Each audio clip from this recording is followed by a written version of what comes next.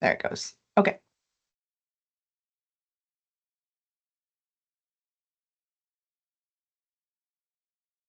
So our first speaker is Kasia Duellman. She's from the University of Idaho. Kasia is the Extension Seed Potato Specialist with the University of Idaho, and she's based out of the Idaho Falls Research and Extension Center. She has been with the University of Idaho for 9 years, and her work with potatoes, either directly or peripherally, extends back to the early 1990s. She specializes in tuber-borne diseases of potatoes. So Kasia, I'm going to start your presentation, and then whenever you want me to do the next slide, just let me know.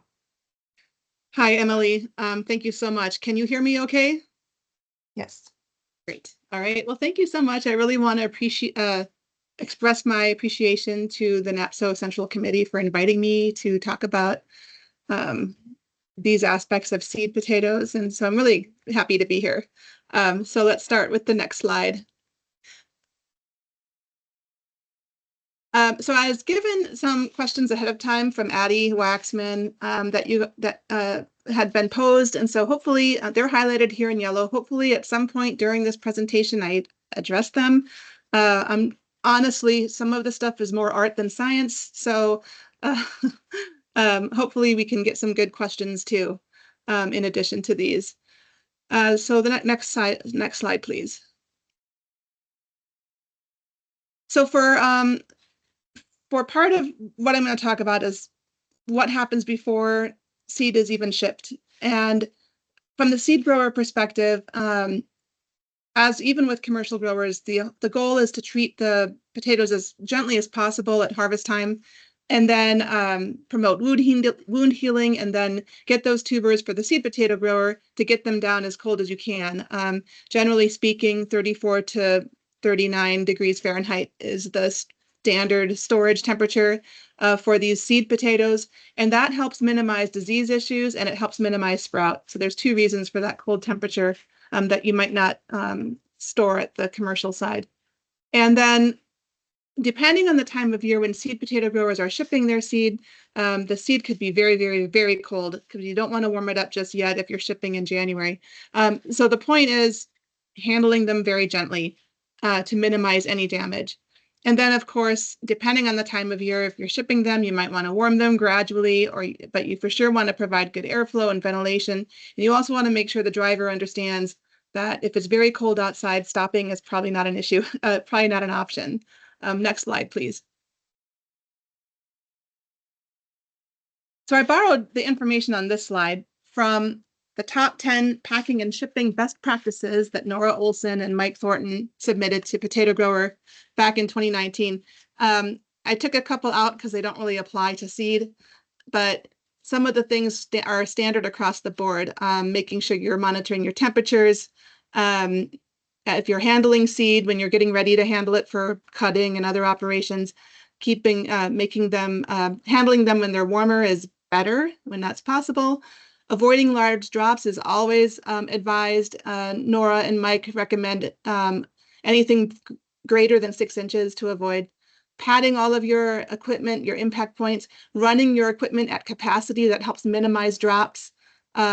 Moisture is the enemy of commercial storage and seed storage and handling and shipping. If you can, whatever you can do, and planting, whatever you can do to minimize condensation will help minimize risk for pathogens. And then there's some other things regarding shipping and when to use reefers, and making sure everyone who's handling the seed knows about these best handling practices. And we'll talk a little bit more about some of these as we go forward. So next slide, please. Shipping, as you know, is one of the areas of risk, in my opinion, when you're dealing with potatoes. And during shipping, if you have improper temperature regulation or not very good temperature regulation, you can have problems. Potatoes can get frosted on the outsides of the, close to the walls. If you don't have adequate protection from freezing temperatures, double tarping at the top, for example, if you're shipping in an open, I don't know what they're called, but they have the conveyor at the bottom. Not having good enough ventilation, and then of course, conditions that promote condensation. And this is a picture of some seed that was shipped. It was just an 8-hour trip, but when it arrived and was put into storage, sometime later they discovered these problems. And one of the problems you can see on the bottom, the potato is kind of gray on the inside. That indicates there was probably a low oxygen situation, so maybe not enough ventilation. And there was also some soft rot that occurred in this particular load. All the other loads were fine. They were delivered at different days. It was just this particular day, something happened during shipping that affected the seed. Next slide, please. So when you're receiving and handling seed, one of the very first things you want to do is make sure that all the equipment and the storages where you're going to be holding the seed is cleaned and sanitized. Also, I have a story about seed being placed in a facility where CIPC was used. If we have time, I can talk about that story, but you want to avoid putting it in facilities where CIPC is used. And you want to, of course, always handle seed gently. This is going to be a recurring theme throughout my presentation to minimize that bruising, because bruising does increase respiration, and then it speeds up something we call physiological age. And so this chart here just shows how bruising can actually lead to a reduced yield because of the impact on it's expensive metabolically for those potato tubers to try to heal up that bruise and then try to grow a plant. Next slide, please. So this slide just shows how minimizing bruise is really important, because if you bruise, you do increase the risk for soft rot, and you can also increase the risk for dry rot. So not bruising seed. These slides just show from research, again, out of the Gudmestad paper from 1988. Gudmestad, my predecessor, Phil Nolte, and Gary C. Korb were the authors on that paper. And they showed the impact of bruise and soft rot. So you can see that relationship. And then if you're treating the seed in different ways, cold seed and bruising it, you get more soft rot. If it's cold seed but not bruised, you don't get any soft rot. And it also highlights the difference between temperature. Cold seed being bruised leads to more bruising, more soft rot. Warm seed that's bruised leads to less bruising and less soft rot. Next slide, please. So this slide I kind of laugh at this slide. Like I said before, it's kind of an art, and it's sometimes more art than science. So these are like the best practices that we emphasize when you're receiving and handling seed. And primarily, the first most important thing is promoting wound healing. But if you're receiving a shipment of seed in January, you probably don't want to warm that seed up for it to promote healing. At that time of year, the tubers are still very, very cold. The seed should be kept cold. And that's probably your best strategy if you're receiving seed in January. But if you're receiving seed starting in March, and depending on the weather, then you might want to start warming that seed up in transit.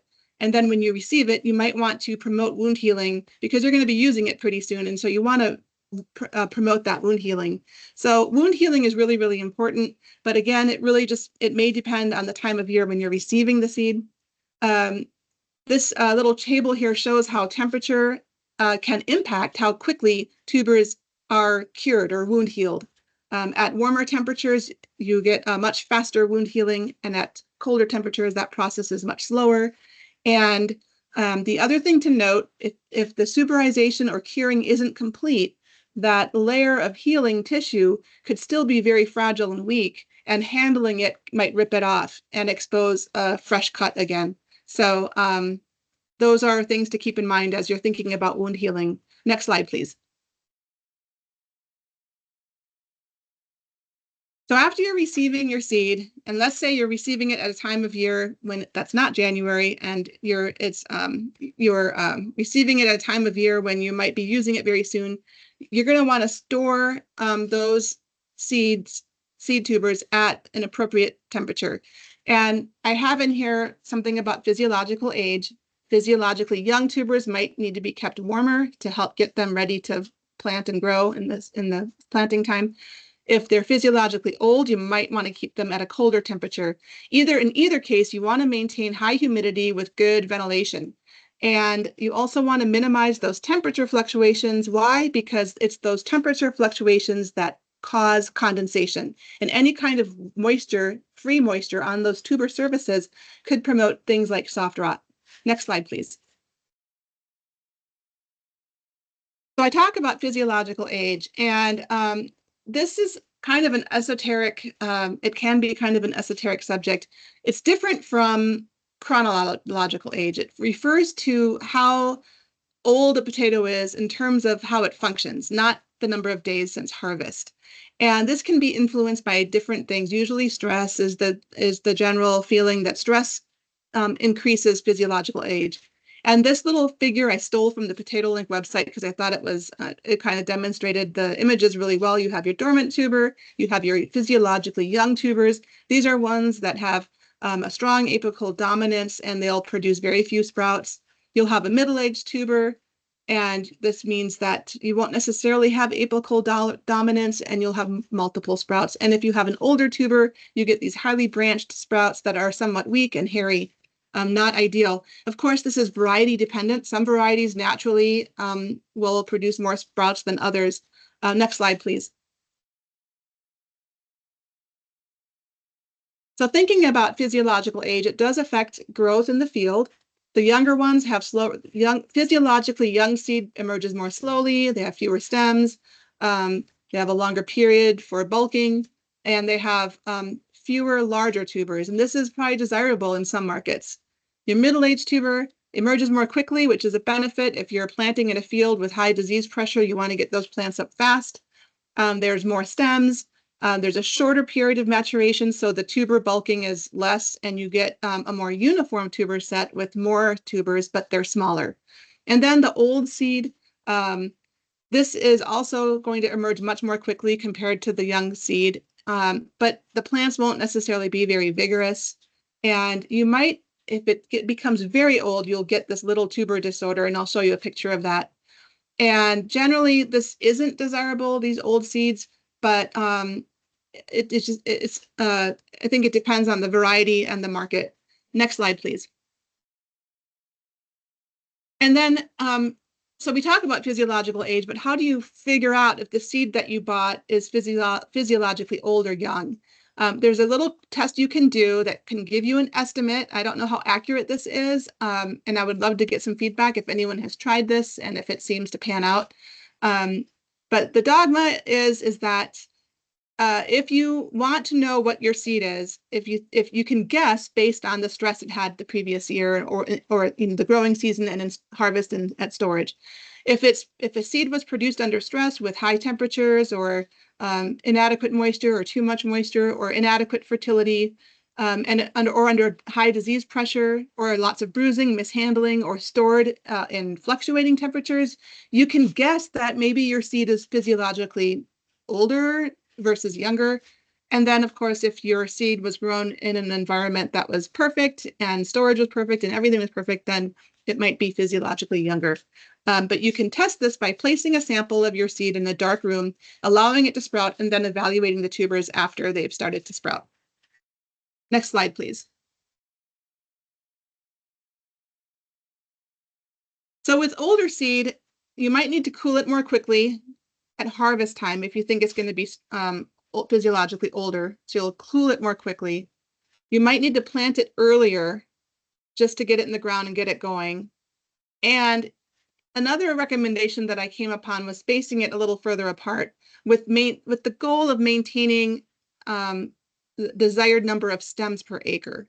So if you're thinking about how many stems you want per acre because of the particular market class that you're growing, you might need to space them out a little bit more to accommodate, based on number of stems per acre, so you don't overcrowd your plants.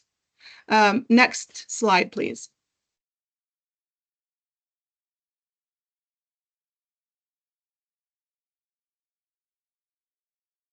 Oh, did I? Oh, okay. Sorry, we did go to the next slide. I'm so sorry. So with young seed, you may want to help encourage it to age a little bit more by storing it at a warmer temperature. With your middle-aged or older seed, you're going to want to store it at a colder temperature. You might want to plant these a little bit earlier. You might need to, I've already been over this. Next slide. I'm so sorry. Okay, so back to physiological age. Even though it's important, there are other things that may have greater importance. It just depends on the particular situation. So consider your variety. Consider what planting date you're targeting for that particular seed lot. Consider the disease pressure, how long you're going to have that potato plant growing in the field, and what the environmental conditions of that field are. Is it cold and wet, or is it warmer? I mean, that's the kind of things to look at. If you have seed that you don't think is going to emerge very quickly, like young seed, you might not want to plant it in a cold, wet field. And it may, of course, depend on the variety. So here's that little tuber syndrome I mentioned earlier. This is what it looks like, that little picture. I snagged this from North Dakota State University. Andy Robinson had posted this. Don't plant that, because that's not going to grow a plant.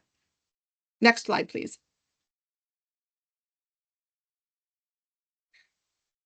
So one of the questions that I had was about cutting seed, and what do you do to prepare beforehand and after cutting seed? And this is where there's a little bit of art in it as well. And much of this might also depend on your facilities and what variety you're using.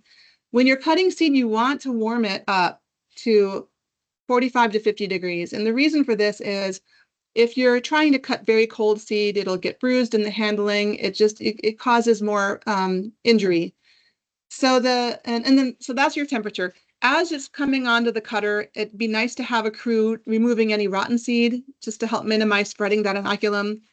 And then as far as optimal size range for cutting, again, this depends on what your goals are on the variety. The optimal side range are whole tubers that are 3 to 10 ounces. When they start getting too big, you get blind seed. When they're too little, and if you cut like a 3-ounce tuber in half, it's not going to be exactly in half. So one of those halves will be too small, the other half will be fine.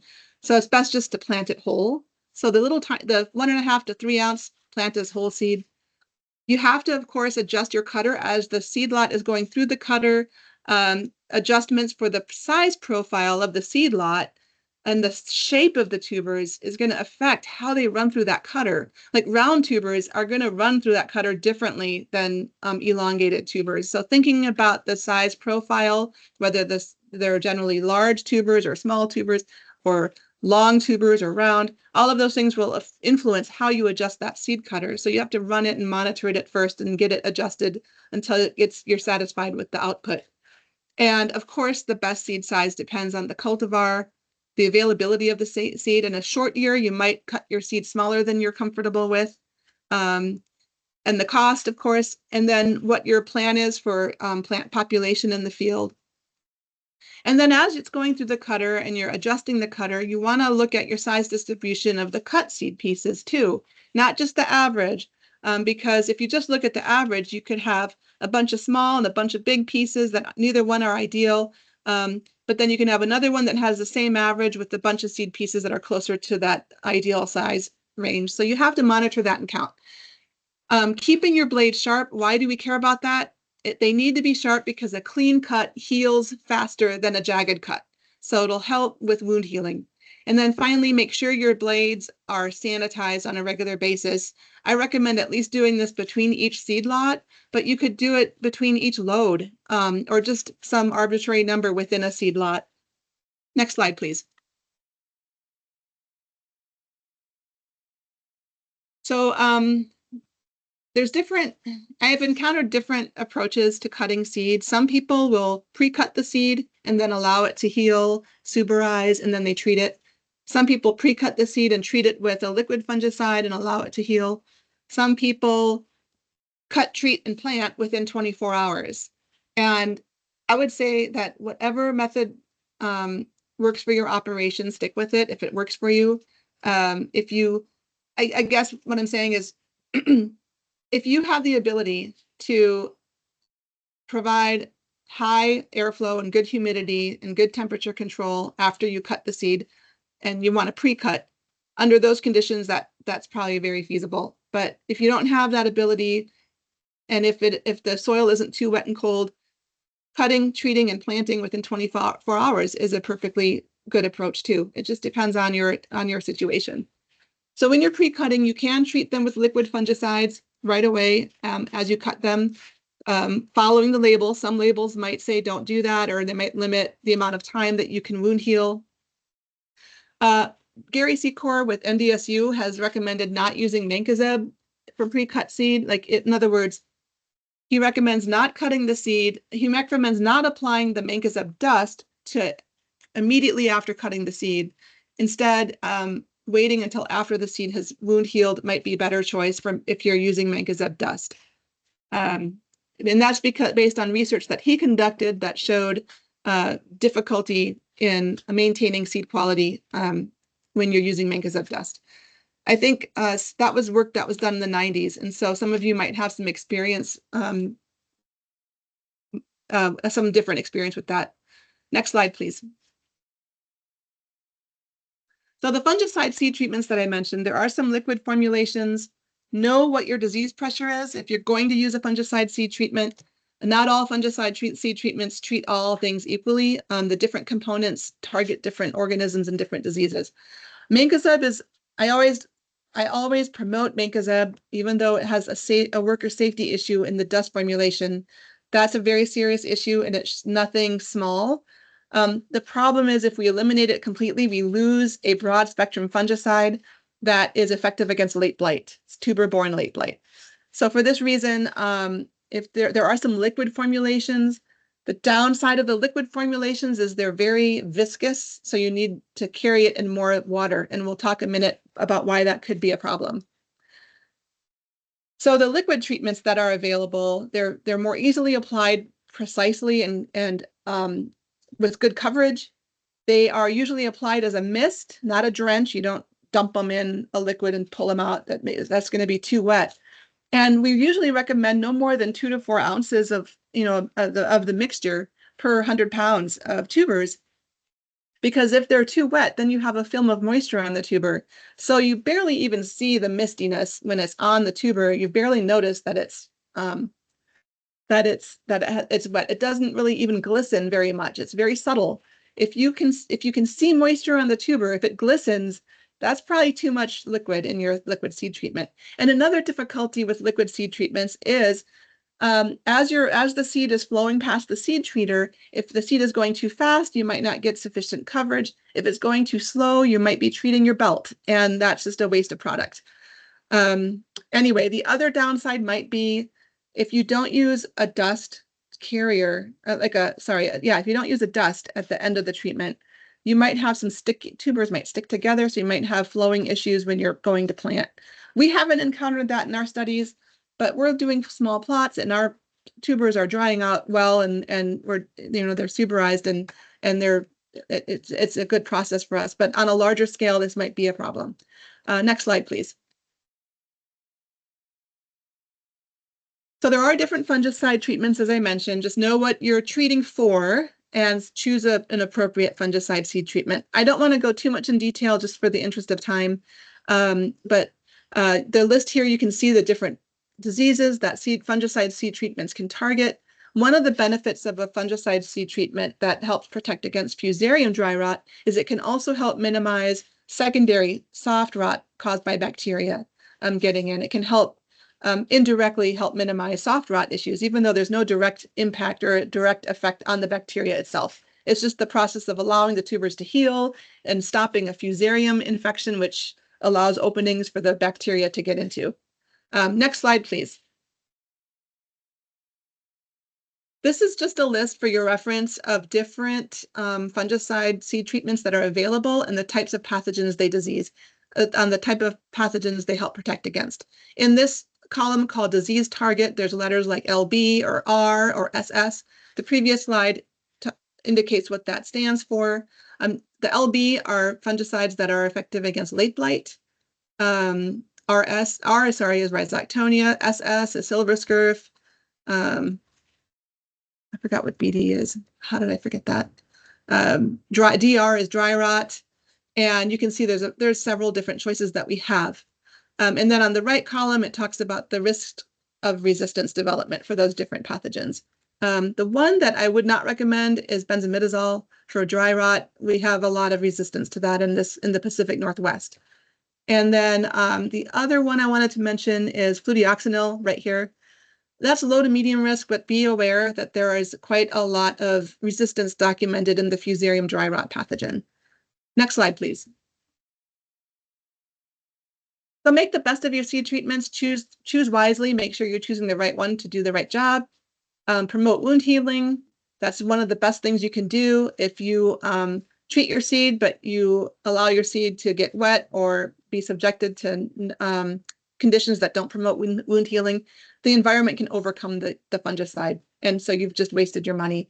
And then, of course, rotating your fungicide modes of action. So basically using different fungicide seed treatments from one year to the next can help delay resistance from growing up in your populations. All right, next slide, please. So finally, at planting time, what do we do? One of the best things you can do when you're planting seed, and this also will help maximize your fungicide seed treatment, is to avoid planting in with a large differential between your soil and your seed piece. Basically, trying to get your seed pulp temperatures to match the soil temperatures will minimize the environment that promotes condensation. Like I said earlier, condensation is the enemy, and if you have a large temperature difference between soil and seed, condensation will happen, and that could lead to soft rot decay of your seed. Even in the presence of the best fungicide seed treatments, the environment can overwhelm it and minimize its effectiveness or reduce its effectiveness. The rest are just tips that I've observed over the years. When you're planting, try to avoid leaving any seed in the hopper overnight, especially outside. And the reason is condensation or precipitation can get in there and create problems. Also, I've seen disasters happen when people have planted under, drizzling weather. Just a little bit of rain can create problems in your stand. Plant to promote fast emergence. And then I think that's all I need to cover on this slide. Next slide, please. And then this final slide is just some resources for you that you can look at, and you can click on these links to go to the different resources that are on the internet. And then there's some literature you can dig into if you are having trouble sleeping one night.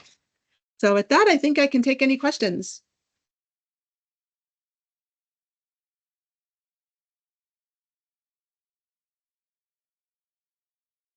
Anybody have any questions for Kasia? Okay. Hi, I have one question. Okay.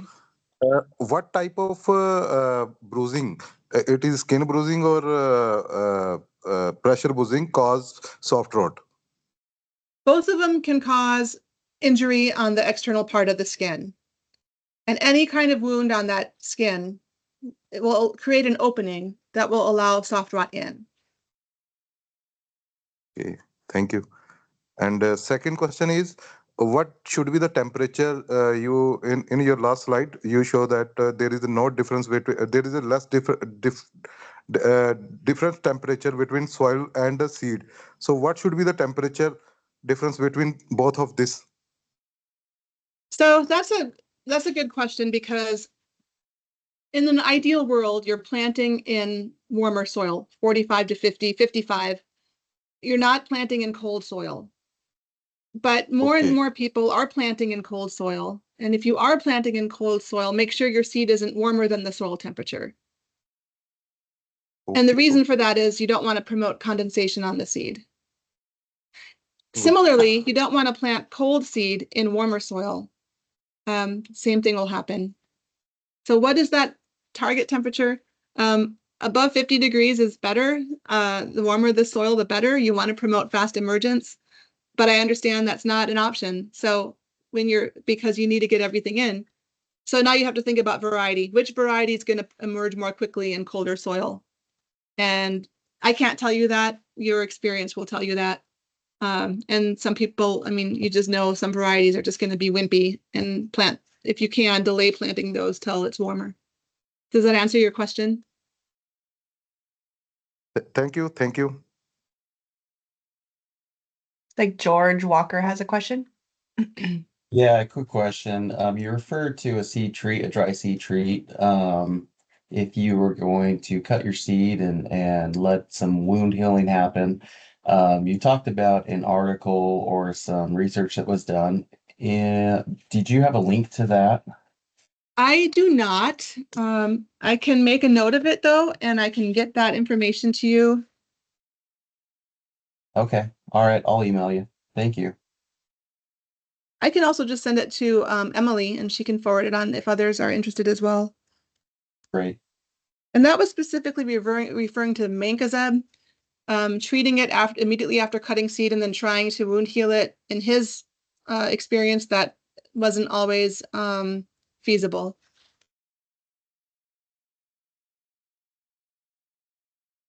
Okay. Thank you, Kasia. Thank you. So Kasia provided our university sort of perspective, and our next speaker will provide a commercial perspective. So our next speaker is James Alford. He owns Alford Custom Ag and Premier Seed LLC. He's based in Pasco, Washington, and has over 20 years of experience growing potatoes along with many specialty seed crops. He's had a custom seed operation since 2008, cutting close to 1 million hundredweight of seed per year, and much of it supervised. He owns and operates nearly 200,000 tons of potato and onion storage. So James, I will give you the floor. Just let me know when you want me to do the next slide. Perfect. Sounds good. You can hear me? Yep, sounds good. Awesome. Yeah, let's go ahead and go to the next slide. So I'm going to touch base on some potato seed receiving, handling, cutting, storage, supervising. Like Kasia had said, it's kind of a mix of science and art. I'm just going to give you the 100% art side of it. Any of our scientific study would just be what we observe in our own operation. So if we want to, we can begin, Emily, with going to the next slide. Receiving potato seed. So this is kind of where it all starts in our operation. There's two things that you should have when you start to receive potato seed. You should have a thermometer and you should have a knife. And this would be, your little vegetable knife. And it's important to, as you begin a new seed lot that's coming in and throughout the seed lot that comes in, that you are monitoring the pulp temperatures throughout the load. You're going to have differences in the load. If it is a reefered load, you're going to have colder temperatures along the rail where that metal allows cold to kind of move through. And then you're also going to have differences in the center of the pile. Sometimes trucking logistics are more strained than other years. We've had years where we'll have a company or a broker that brings in potato seed, but they go to pick up the load from the grower and then they drop it in a yard for 2 weeks in Canada. Before a truck picks it up to bring it across the United States. Similarly, with belt trailers, pretty typical for us to haul those when we're bringing in seed from Montana, Idaho, Oregon, Colorado. We will really need to pay attention to what the weather looks like on the passes, on the highways, but generally you're going to see colder potatoes along the tarp and on the walls of the load. So it's really important that you're inspecting for quality, disease issues, that you're verifying paperwork. This is where you're going to be presented with most of the seed certification agencies. If they're giving you a blue tag or a red tag or a phytosanitary paperwork, that you are double checking the variety, that you're also double checking the grade that it's been given. Just because potato seed has a blue tag from where it came from does not mean that it should have been a blue tag. It is up to you to make the inspection at the point of receiving so that you have some grounds to stand on if you need to reject the load, negotiate the price of that. And then as you bring this seed in, and you're going to be putting it into your storage or wherever bin that you're going to hold it, once you have your initial temperature check, it is important not to have a huge fluctuation. You don't want to be bringing in 38-degree seed into a 50-degree storage. You probably want to have that 38-degree seed sitting in a 39 to 42-degree storage. Slowly work it up. Don't need a ton of airflow. Usually seed piles aren't very big. It doesn't take a lot of seed to plant a lot of acres. So generally speaking, if you have a storage, all of our potato seed is stored in airflow storages. So it's pretty easy to ramp back the fans and get uniform airflow through the pile. But it really comes down to what you have for your current soil temperatures, because depending on how close you get to planting, you want that seed warmer than the soil temp, not colder than the soil temp. Next slide, please. Issues at receiving. I talked about a few of them there, but you're going to be looking for frost. You're going to be looking for any other type of debris. You know, these are supposed to be clean trailers. They're supposed to be disinfected trailers. You don't want to see onions and wheat and corn and everything else. That might be an issue that you need to discuss with your truck hauling company or with the grower who is shipping them. Any other types of rots and other things that maybe aren't look like a rot, but they could be. Sometimes when you're the first one to receive a load out of storage, that pile right by the door didn't have as much air, and you're seeing what looks like potatoes that were harvested in a snowstorm and covered in mud. Generally, that's covering up something else, pink rot, soft rot, so it's important to make sure you're looking for those. Any other mechanical damage, if they were poorly handled, dry rots, things like that, those are issues that will spread once rehydrated and then sprouting. I know it was a pretty atypical year. We had extremely warm temperatures in Idaho and Montana throughout the harvest season for potato seed crop. It took a long time for those growers to get the piles cooled down. Generally, they don't have refrigeration systems. And so that is something that I would keep an eye out for on years like that. If you have seed that you're bringing in 2 to 3 weeks before you plant and it's already sprouting, you might want to rethink how soon you plant that. Or what I would do is think about how quick you're going to cut it to suberize it. Once you cut it, it will slow down the physiological aging because it's kind of gone into shock. Next slide, please. All these pictures that I'm showing you guys here today are of pictures from our own facility. All these pictures are my own. The load on the left is what I would call subtle frost. If the frost is subtle, it may look like just overly condensated, but generally what that is the frost has worked itself up through the metal floor and along the sides of the walls. Generally we reject loads once we start seeing over the 3% range, but I mean, my threshold could be somewhere between 5 to 10%. In russet varieties, it's super easy to spot frost, so sometimes you can sort those out. On the other side, you had on the right there a truck driver who had a 5-day haul who had backhauled French fries and forgot to turn his reefer off -40 up to 50, and so those potatoes were completely frozen in ice when they arrived. Regardless, you need to check each load when it comes in. Next slide. So some basics that were already covered in the last presentation, handling and storage. I mean, appropriate temperature and humidity levels. When I say appropriate temperature, it really is a balance between soil temperatures that you're dealing with, plant date, and that's kind of what you come up with your set point. If you're bringing in 38 degrees seed and you are needing to cut it in 2 weeks, then you have a slow ramp up point to where you would cut. Generally, we cut all of our seed no less than 47-degree pulp temp. And if your soil temps are less than that, not really a big issue. We have a lot of growers that will push planting into 36 to 38-degree soil. Generally, in our experience, superized seed handles that fine. And when you're putting warmer seed into colder soil, the condensation and the disease pressure for soft rot doesn't tend to be as bad as when you put cold seed into warm soil. So if it's a really early year, soil temps are rocking, you want to make sure that your set point is at least the same, if not higher than your soil temperature. And then again, you don't need a ton of airflow, just enough to prevent condensation, but also to oxygenate the pile. These little seed piles that you'll have in your receiving bays, if they're not oxygenated, you can go into there, check the pulp temperature of the potatoes on the front of the pile. However, you know, it could be 5, 6, 7 degrees warmer inside of the pile, physiologically aging that seed quite a bit faster. So you're going to see sprouts when you go to pick that pile up in the middle. For uniformity, it's best to have oxygen and airflow just gently moving through the pile. And then at the same time, monitoring for rot, disease, any temperature fluctuation, soft rot, any questionable seed. It's going to start to show itself once it's sat in a building warming up for a week or two. Next slide. So these are some differences and some of our experience when it comes to piles, airflow and separation.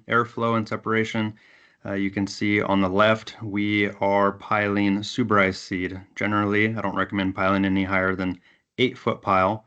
And if you can get away with less, that's great. For uniformity across your airflow system, you're going to want to have, and in distribution through that, we like to work across the whole side of the storage so that it is, creating kind of uniform pressure through the pile.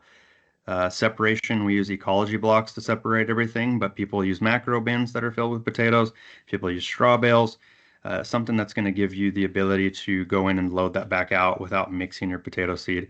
When you're tight on space, like sometimes we are on the right-hand picture, we have whole seed mixed with suberized seed, small piles and big piles. Generally, the taller pile there is whole seed. The smaller piles are small lots of suberized seed where it wouldn't make sense to try to pile all the way side to side. But we're doing our best to create a uniform airflow across there. Next slide. Suberization process. So really it comes down to suberization, and it is very important that you reach proper wound healing, or what I call bark. I don't know if anyone in the industry calls it bark. I think there's some other terminology for that, but generally that is kind of the rough skin, drier rough skin that develops on the cut surface of the potato. You want to have that before planting. We suberize anywhere between 47 to 55 degrees. This kind of depends on the time of the year, again, and the soil temperature. Proper circulation through the pile. You do not want too much airflow, though. You will dry out your seed. Typical duration, 10 to 14 days. That's usually when we're suberizing at a temperature of 47 to 49 degrees. Colder temps just take longer. Suberization is not an airflow process. It is a temperature-driven healing process. I do not suberize over 60 degrees. You'll have all of your soft rot, fusarium, and everything will explode on you. And you really, at those temperatures, if that's kind of what you're targeting for, should just let the seed sit in a truck for a day or so before you plant it. The other issues that you tend to see with suberizing, if you've had issues in the past or you haven't tried it or you're worried to try it, it is kind of a trial and error. I would say that most people do not suberize long enough. Most people pile too high. We would recommend not putting any seed in over an 8-foot pile if you're suberizing it. Additionally, too much air. We've seen seed that's completely dehydrated, almost down to like a potato chip, where there's nothing but the skin left. So those are some of the things that you'll encounter during the suberization process. One thing to keep in mind and remember, this is going to affect the overall weight of the seed, so it can kind of skew what would be your chip loss. So we always weigh our potato seed after it's been cut prior to suberizing, and then we weigh it again as it comes back out. 10 to 14 day suberization period, depending on variety, you're going to see at least a 10% drop in weight. So keep an eye on your plant spacing, because if you're just keeping an eye when you're planting in the field on your the weights in terms of hundredweight per acre, you're going to end up putting quite a bit more seed down. And also with suberizing, variety driven, we suberize on our actual farm, our farming operation. We suberize every variety. We see value in it and consistency in that. We tend to let some of that physiological aging happen inside the building as opposed to pushing it into cold soil. So we feel like we get that 2-week jump start in a building. It's a lot easier to control the fluctuations than sticking it in a field too early. Primary varieties that we focus on: Shepherdie, reds, yellows, chippers, Alturas, anything that's susceptible to rot or you have had stand issues in the past. Those are things I would recommend trying to suberize. Next slide. Here's a good example of good suberizing versus bad suberizing. On the left-hand side, you have a pile that's been suberizing for about 10 days. It's ready to come out. When you pick up that seed, it will not be wet. It will be dry. You could kind of rub some of the dust off of there. The skin has kind of that nice, thick, rough layer on the cut surface. And then you have a pile on the right-hand side where there were issues with soft rot. That pile should have never been suberized. It came in looking suspicious, but we wanted to give it our best try. It was old seed physiologically. You can kind of see by the way she's sprouting out there, but we were able to put seed treat on it, put it down, balance it out the best that we can. But when you have bad seed, you're generally going to have bad suberization. You will know within 2 to 3 days if it's not going to last in terms of suberizing it all the way out. rather than have a cut surface like on the left-hand side that looks dry and has no sheen to it. Your bad supervised pile is going to immediately have a shiny look to it. You're also going to have off odor. When you're supervising a good seed pile, it's going to smell like cut potatoes and not like anything else. When you have a bad supervised pile, you're immediately going to notice foul bacterial odor coming off of it. Next slide. Common issues that we see. So with the Fusarium dry rot and soft rot and silver scurf, cold injury, generally we recommend that going back to like with soft rot and Fusarium dry rot, we don't add moisture or humidity to our superization process. There's already so much moisture from the wound healing that's recirculating through the building. We just tend to make sure we're getting a certain amount of fresh air time and exhaust time out of the building each day, but generally you slowly walk the moisture in the building and out of the seed pile. That's going to allow you to be able to get a proper wound heal, maintain humidity in the building at not too high of a level. But other things, if you do add humidity, if you don't get enough fresh air time, or if you're not running continuous, we superize 24 hours a day. We run fans in manual with the temperature set on the door so that we can get certain exhaust periods, and we have other parameters that we put into there that we've kind of figured out throughout the years. But generally, if you can maintain fresh oxygen and balance your moisture just right, you won't usually see Fusarium or soft rot expand through the pile. And we've never seen, in all of the millions of sacks that we've cut, we've never seen one pile spread the problem to another pile. That's kind of a question that people get worried about, inoculum or airborne spores, things like that. We've never seen one spread from one pile to another. Next slide. So disinfecting procedures, one thing I want to talk about, it's really important in seed, is just your disinfection. Last presentation got on don't go into buildings with CPIC. You are able to pressure wash those with hot water, come back, do a test for your residual amounts, parts per million of CPIC. I wouldn't do it unless it's an all concrete building because it's just too hard on any other porous surface to get away with it. Same kind of goes for any potato that's used to store commercial potatoes. I would be cautious. We will come through, we high pressure wash everything off, all of our equipment, all of our storages, floors, walls. After storage season, all of our storages that we use for seed cutting have had the commercial growing storage season was all onions. We don't follow potatoes. We use approved disinfectants. The ones we use are Jet Ag and PQ80 so that we get kind of a broad spectrum coverage. It's a two-step thing. We usually use PQ80 in the seed cutting shed, and we use Jet Ag on everything else. You want to ensure full drying before loading new seed. You don't want to have a lot of that free moisture kind of sitting underneath your pile. Kind of takes a while, a lot longer than most people think to dry out. In the wintertime, the humidity tends to be a little higher. And then routine maintenance and ongoing cleaning. We actually own multiple floor scrubbers, sweepers, and we do squeegee, spray down. It's important to do that between all of your seed lots. You don't want to just take one seed lot out and throw another one back on top. Next slide. So here's some examples of that. So you can see on the right-hand side, after a crop that was a little on the muddy side or dirty side, I should say, pressure washing that off so that you're getting all of that back out of there. Hot pressure washer, add detergent to it. On the left-hand side, you can see what a storage looks like after it's been properly sprayed down. The cups have been cleaned and it's ready to receive once it's dried out. Next slide.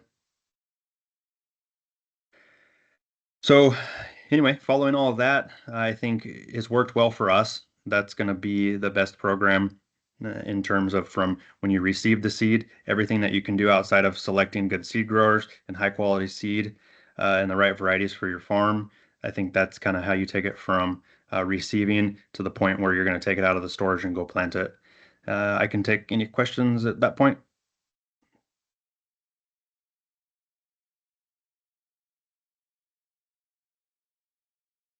do have one question here in the chat Okay. from Henning Bergman. How do you ensure having controlled airflow in your separated piled lots on the grid floor? Again, back in that one slide, we were kind of showing you how, as we filled the building in, it takes a lot of logistics because you have to kind of know if you're doing first in, first out, last in, first out, what variety needs to be cut to be placed there. But when we do separated piles, we try to almost always go all the way across the whole expanse of the floor and then put concrete blocks and then put piles right up next to them.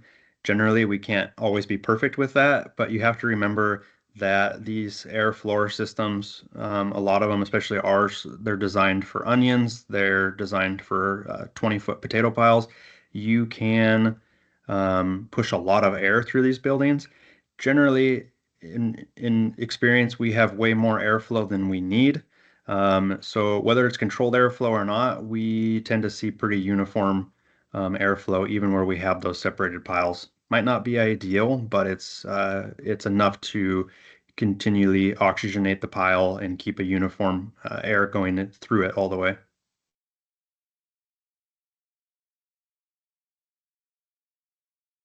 Any other questions?